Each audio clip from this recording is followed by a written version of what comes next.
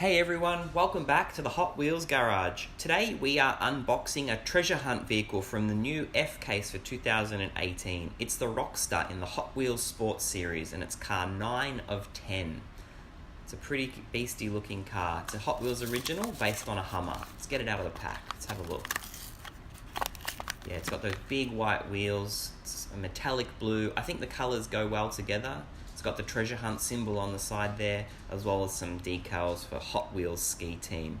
It's a pretty awesome looking car. Not sure if I like the orange windows, but I think the colour combination goes pretty well in this variation. So I was pretty lucky to find the F case in a recent Hot Wheels hunt. Don't forget to check out that video. Alright, thumbs up, subscribe, and leave your comments below. Thanks everyone.